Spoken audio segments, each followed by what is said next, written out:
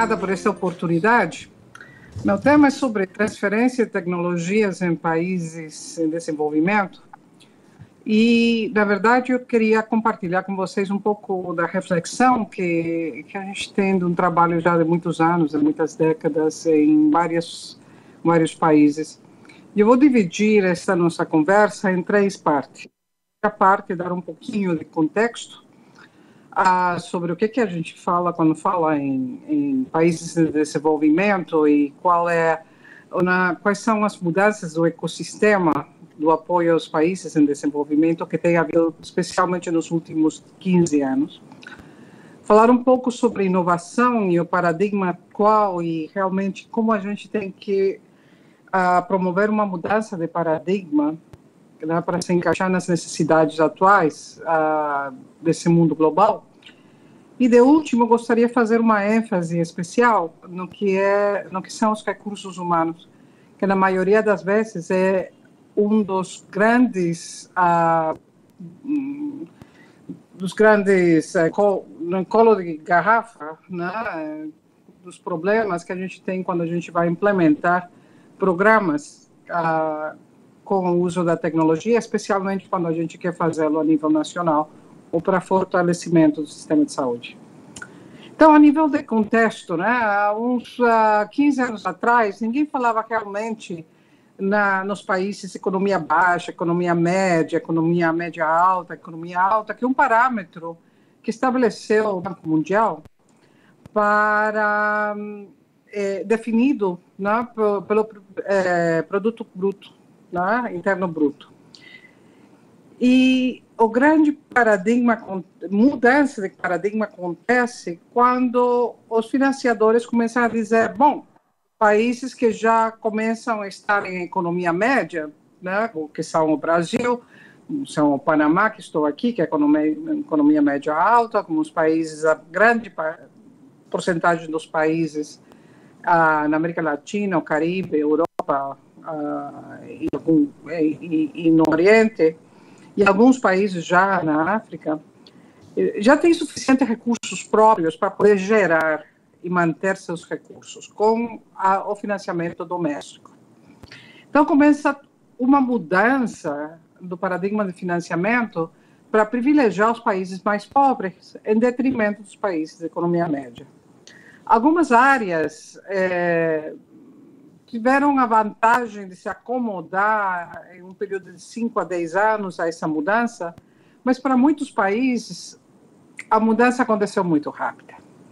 E quando a gente vê, bom, quem são os países graduados, né, os países ricos, a gente começa a perceber uma série de coisas, entre elas, países como Belize, países como Angola, que são considerados economia média alta, porque Angola tem petróleo, tem ouro, tem diamante, tem peixe, tem de tudo, só que é um país extremamente pobre, cheio de gente muito, muito rica, né, com um capital muito concentrado, mas essa pequena porcentagem do país que acaba fazendo com que o país pareça rico em produto interno bruto, determina que Angola, por exemplo, é um país que não qualifica para o financiamento externo.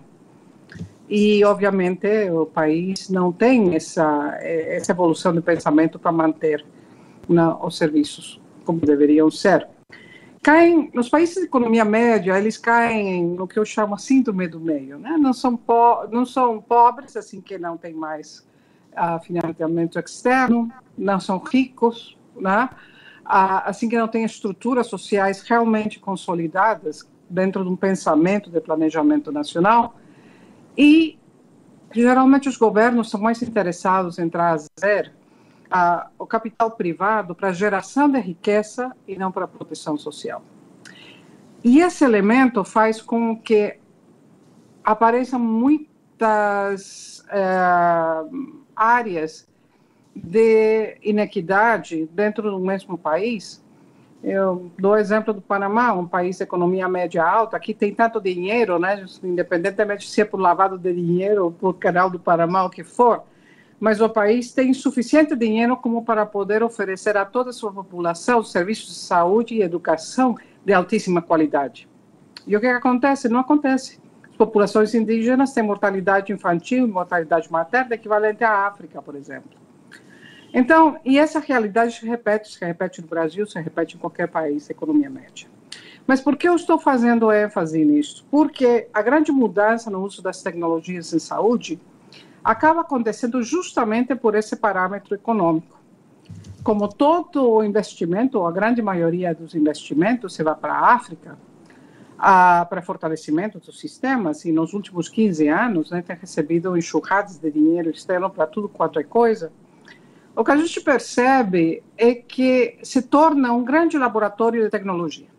Então, tudo que quiser testar, vai testar na África. Saúde móvel, telesaúde, dinheiro móvel, né? Tem até uma situação muito engraçada. Há uns 6 anos, eu estava na Tanzânia e peguei um táxi para voltar para o hotel à noite. E quando eu cheguei no hotel, o motorista do táxi não tinha troco, né, para o dinheiro. Me disse: a senhora não tem um celular? E eu já sabia exatamente por onde ia. Eu falei: sim, eu tenho um celular. Então me pague por M-Pesa, que é um sistema, né, de pagamento por celular que se usa indiscriminadamente, todo mundo tem, para pagar o jornal, para pagar o cafezinho, para pagar as contas do mês. E eu falei: bom, o que acontece é que meu celular é do meu país, e no meu país não tem M-Pesa. O cara deu uma volta e me olhou, parecia esses momentos, assim como para propaganda, né? Olha para mim e tira o celular e diz: como que no seu país não tem M-Pesa? Esse celular aqui é nosso banco. E eu dei muita risada, porque para mim isso simbolizou a grande discrepância, por exemplo, numa área como a América Latina, que por muitos anos foi o carro-chefe da inovação e que determinava e influenciava decisões de saúde a nível mundial, para que agora, onde a tecnologia, se a gente compara o uso da tecnologia na América Latina com a África está muito, muito, muito mais adiantada.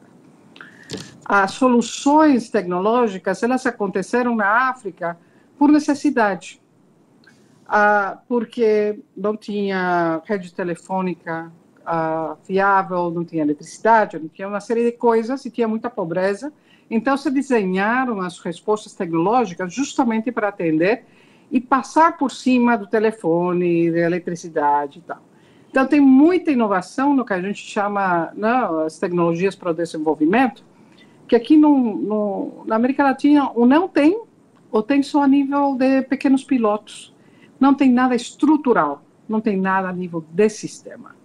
E quando a gente fala de transferência de tecnologia, a gente tem que ver o sistema. Não são os indivíduos ou as poucas instituições, ou universidade, ou empresa privada, que são os que fazem com que haja uma massa crítica que possa realmente estimular o conhecimento, a pesquisa, a aplicação da pesquisa, a aprendizagem colaborativa. Isso só se consegue quando se planeja para ir à escala. E nós sabemos que a gente está muito fragmentado nessa parte no que se refere na América Latina.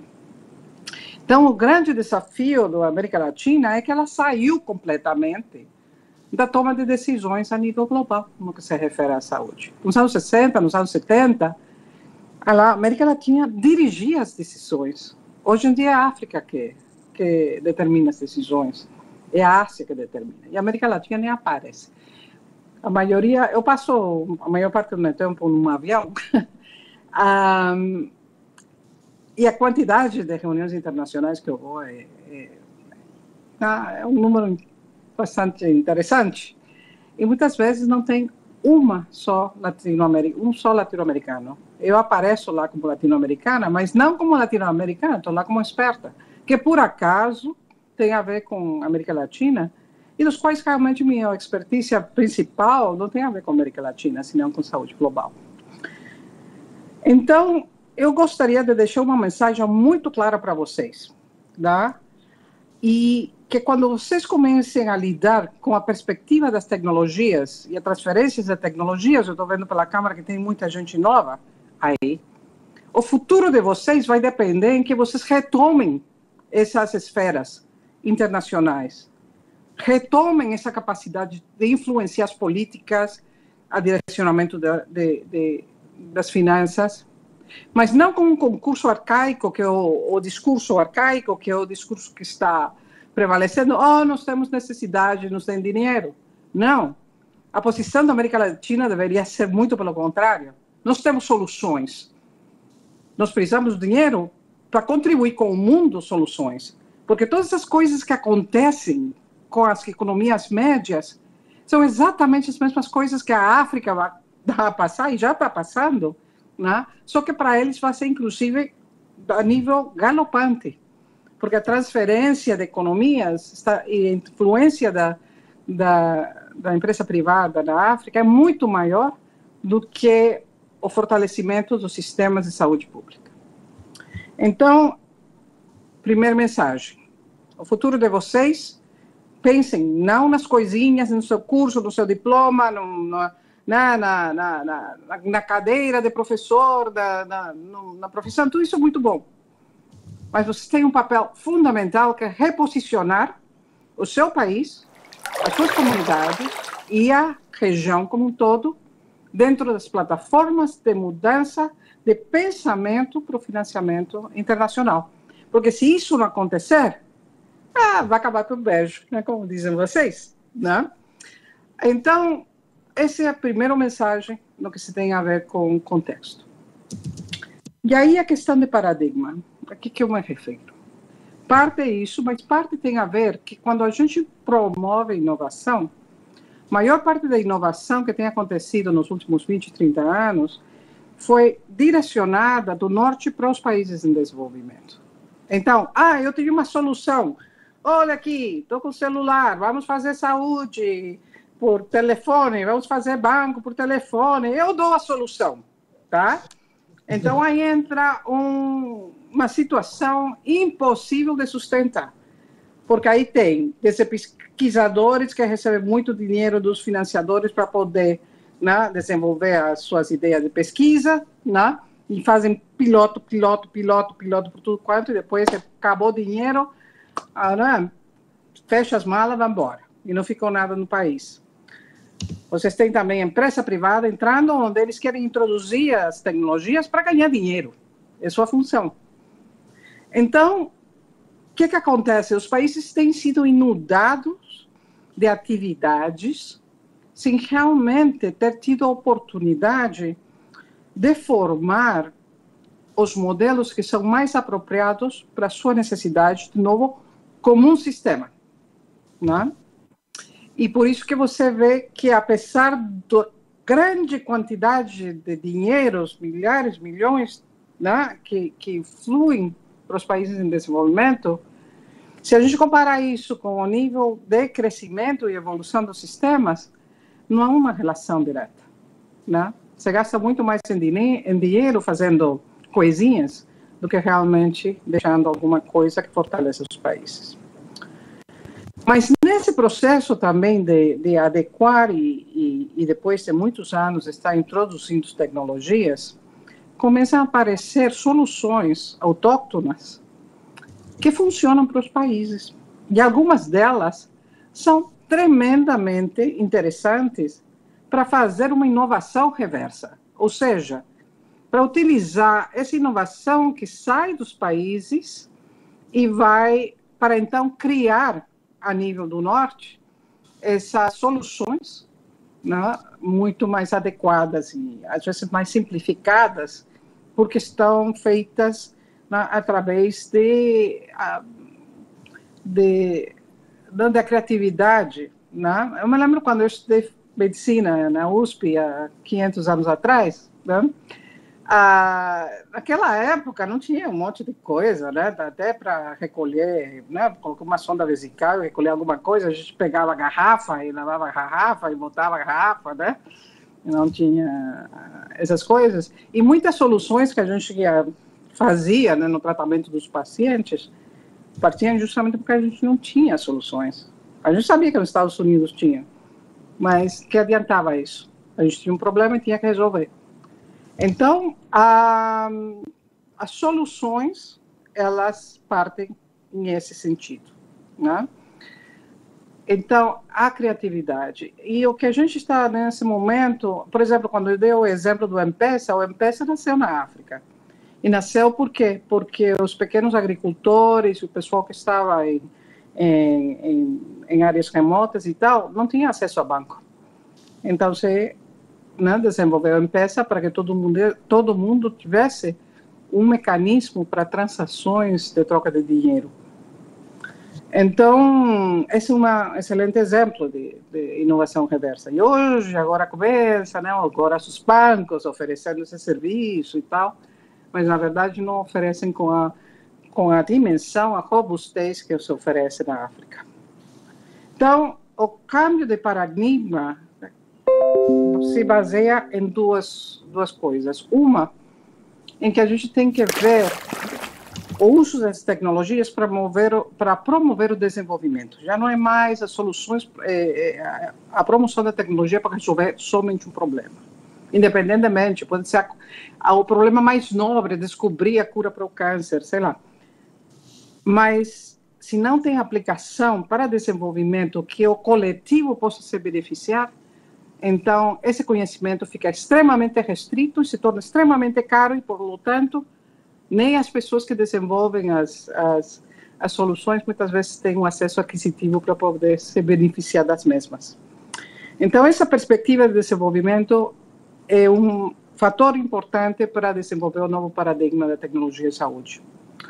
E a outra que eu mencionei, essa inovação reversa. Tem suficiente experiência que acontece no Sul para a gente poder já começar a montar os sistemas do Norte e alimentar os sistemas do Norte através dessa perspectiva mais globalizada.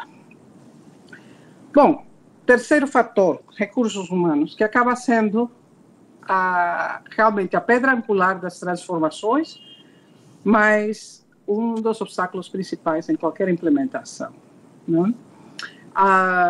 Países como o Brasil têm o benefício de muito investimento na educação através de muitos anos, né?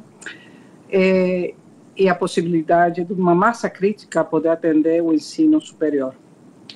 Isso ainda não aconteceu na África. Na África está começando a haver essa oferta, mas a oferta é qual? Privada, porque obviamente as universidades privadas vêm com dinheiro, monta esquema, então venham a mim, paguem, e todo mundo quer um diploma, então paga.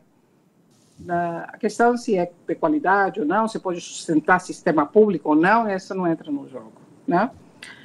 Mas, então eu tenho acompanhado muito nos últimos 20 anos o interesse de como a gente faz para gerar uma novas mentalidades para esse mundo futuro que vai depender cada vez mais das tecnologias para suas soluções. Muitas vezes em detrimento da inovação humana e da inovação social, que na verdade deveria ser o enfoque. São as pessoas e são os sistemas que acabam utilizando as tecnologias, e não a tecnologia que acaba, né, se reproduzindo sozinha. Então, o que a gente vê? A gente vê que o mundo atual ele já não tem mais a questão das competências individuais, das superespecializações. Essas são muito boas para um perfil muito pequeno da população, e ainda bem que ainda tem gente que se superespecializa nas coisas, né? Mas a grande maioria das pessoas, as pessoas que se dependem para uso, né, ubiquitous, né, para o uso da tecnologia em todas partes, esse pessoal tem que, às vezes, se virar com competências mistas. No caso da tecnologia em saúde, a gente percebe que existe, né, problemas porque uma questão de perfil básico. Em termos de profissionais de saúde, a gente precisa de profissionais da saúde que possam rapidamente se adaptar às novas tecnologias e a uma cultura de colaboração à distância. Né? Nós estamos aqui transmitindo à distância, né? Mas normalmente essa percepção de tirar o máximo dessa colaboração à distância não é natural. Por isso que os programas de telemedicina demoram muito, né, para serem implementados, e muitas vezes os aparelhos estão aí, mas as consultas não estão.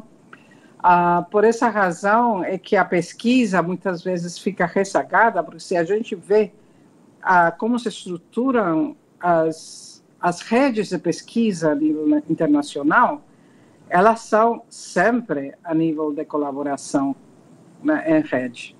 Já não existe mais o pesquisador isolado que faz sua coisinha e tal.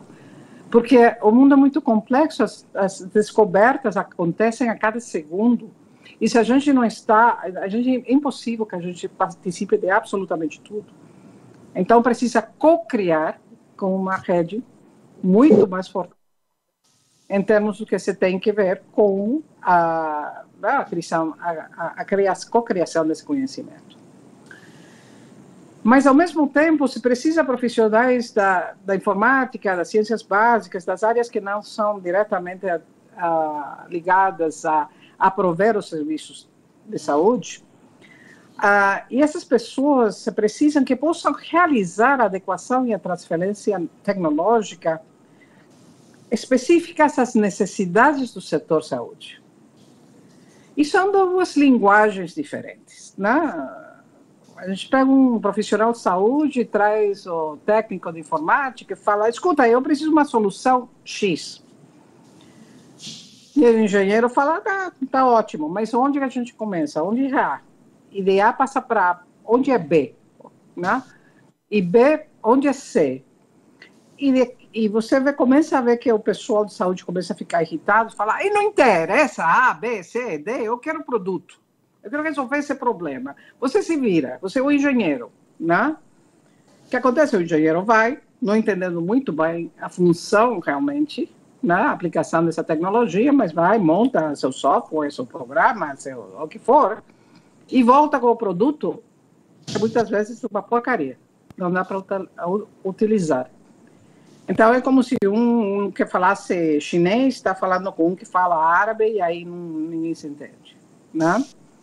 Então, as novas competências precisam de canais para estreitar essa comunicação para que se fale a mesma linguagem.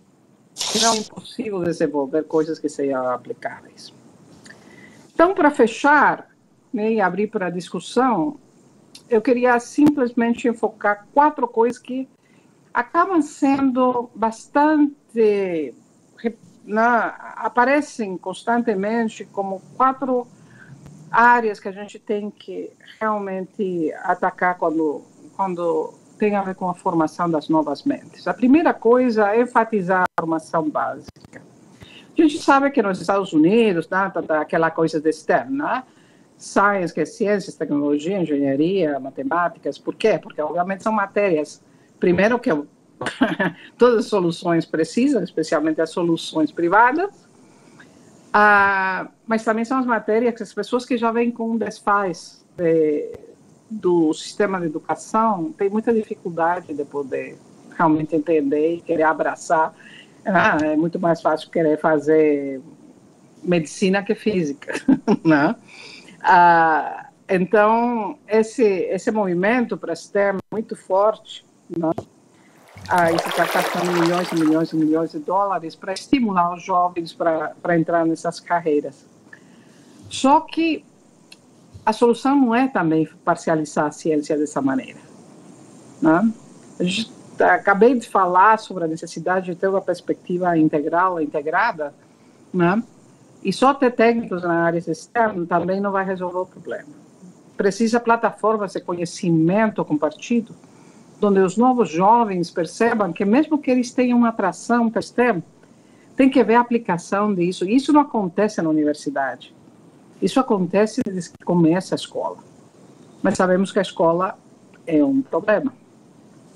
Mas a questão de enfatizar a formação básica é importante, porque a maioria do que se faz depois são pequenos cursos, e que se um curso de especialização aqui, que se é tudo soluções parciais, que só dão talvez algumas habilidades para as pessoas, mas não realmente uma formação de pensamento que vai guiar a aplicação das tecnologias. O outro elemento é que se precisa promover aprendizagem colaborativa. E já falei disso e vou continuar enfatizando a necessidade de realmente ter redes produtivas de compartilhar esse conhecimento aplicado, porque é todo um círculo, você gera informação, você aplica, você aprende, você usa essa aprendizagem para retroalimentar o pensamento, a pesquisa e tal. Esse ciclo é permanente. E o que a gente tem, muitas vezes, são circuitos fechados e que progridem a trancos e barrancos. A gente precisa uma coisa que seja constante. 24/7, como dizem os americanos. E a última coisa... tem outra coisa que é promover o uso significativo das tecnologias. Ou seja, o enfoque não são tanto as tecnologias, senão as pessoas. E a capacidade das pessoas de poder gerar, utilizar, não simplesmente para resolver um problema, mas também para crescer a nível pessoal. São essas capacidades que não adianta você aprender a usar um computador, né, e então ficar lá, só usa computador para fazer as coisinhas que tem que fazer. Se você não usa também esse acesso a aprender coisas novas que vão também afetar e melhorar a tua condição de vida, a capacidade de comunicação com tua família, a transmissão de conhecimento na tua comunidade, né? Então, a tecnologia sozinha é pobre. O uso significativo da tecnologia é uma coisa que tem que ser construída. E, ultimamente, e de último, né, pensando na formação das mentes da manhã, precisa realmente modernizar a infraestrutura de aprendizagem. Muitas das universidades, escolas tal, têm pouco acesso à internet, ou tem aquele controle, né, sobre a tecnologia, ou se usa as inovações tecnológicas só para beneficiar as escolas privadas, onde você tem dinheiro e pode trazer o que quiser, robótica e tal, né, para desenvolver. Mas, bom, eu queria parar agora, né, simplesmente para não cansar vocês, compartilhando um pouco essa experiência que vem sido desenvolvida através de anos. E agora as perguntas, para ser específico naquilo que vocês gostariam de compartilhar e também de perguntar. Obrigado, doutora Arlete. Por gentileza, gostaria de passar então a palavra às pessoas que estão participando. Alguma pergunta para a doutora Arlete? Os pontos remotos? Alexandre? Não? Doutora Arlete, parabéns pela apresentação. Eu acho que concordo com a senhora que desenvolver o trabalho colaborativo é uma tarefa educativa, inicialmente, né? A senhora citou, inclusive, a área de telemedicina. Eu represento aqui um projeto nacional que já tem 10 anos, né, de integração dos hospitais universitários e hospitais de escola, e essa dentro da área de telemedicina é uma atividade crítica, né, como desenvolver o trabalho colaborativo entre uma rede de unidades que estão conectadas. Então, a tecnologia não faz milagres se as pessoas não quiserem colaborar. Então, esse processo de colaboração, né, é um trabalho a ser desenvolvido, e a tecnologia pode ajudar, auxiliar quando essa capacidade de desenvolver o trabalho colaborativo ela existe. Um outro ponto que eu acho que eu também concordo com a senhora é que nós temos muito a oferecer em termos de conhecimento. A própria rede universitária de telemedicina no Brasil é talvez uma das maiores redes que nós temos de telemedicina no mundo acadêmico, né, utilizando a rede acadêmica, e ela tem servido como referência dos países da América Latina e agora países como os países de língua portuguesa também. Então, no sentido inverso, que nesse momento nós podemos pegar essa experiência, que não é a melhor possível, tem muita coisa ainda a se fazer, mas de forma que a gente possa disseminar esse conhecimento na América Latina, nos países africanos, enfim, pelo mundo.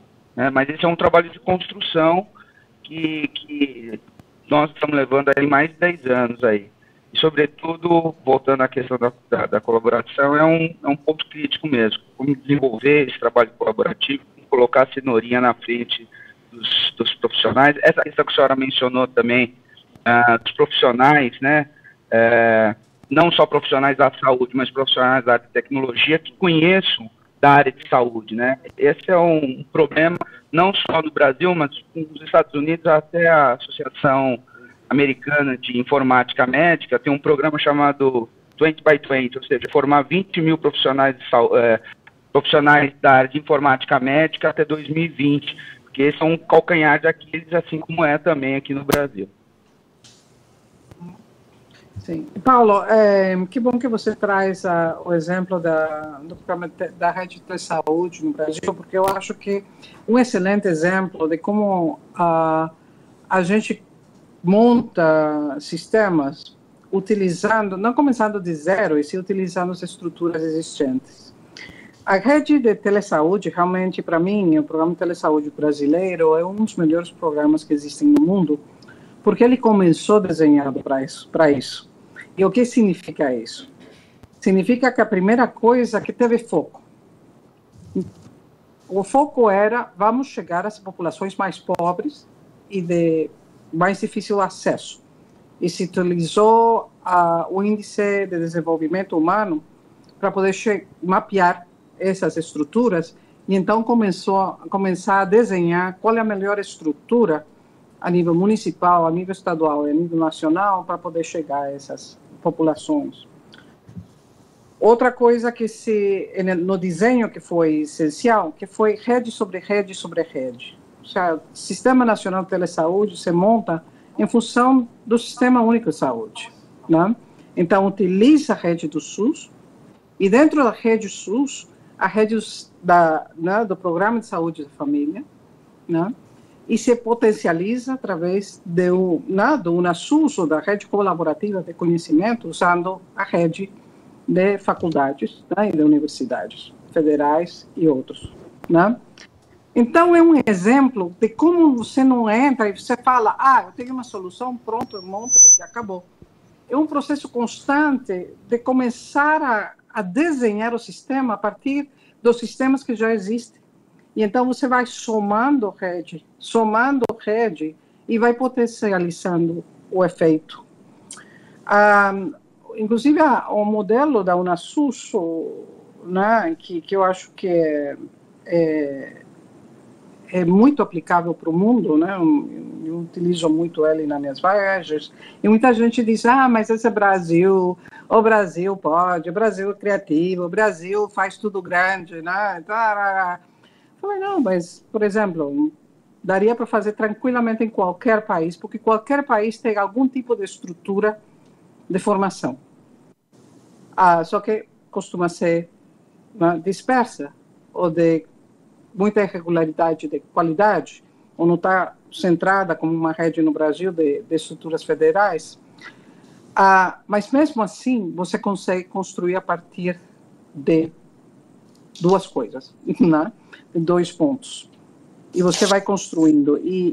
Uma das coisas que também eu gosto muito dessa aprendizagem colaborativa que se montou é que as universidades contribuíam com aquilo que elas identificavam como suas áreas prioritárias, como seu valor agregado, né?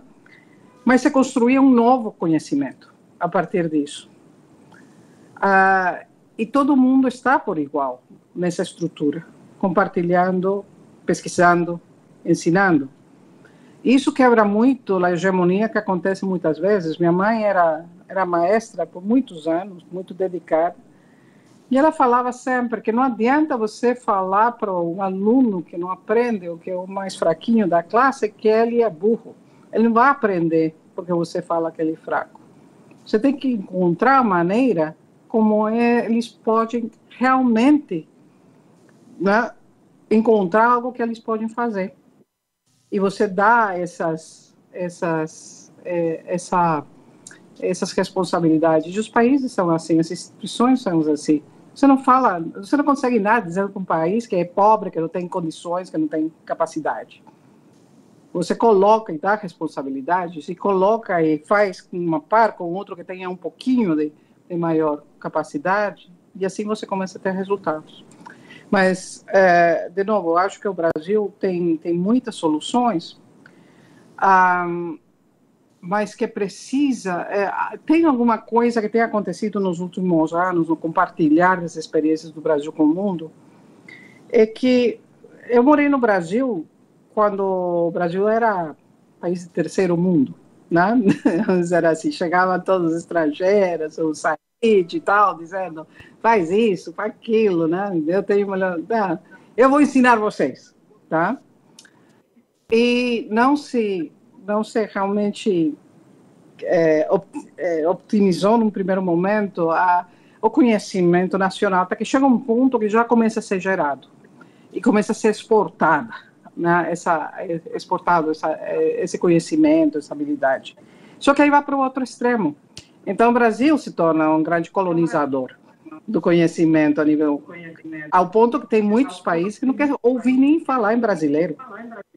Entra com uma arrogância, entra com a mesma coisa que chegavam os ingleses, os americanos, os alemães, entra o brasileiro dizendo, eu tenho a solução, né? Você tem que fazer aquilo, né?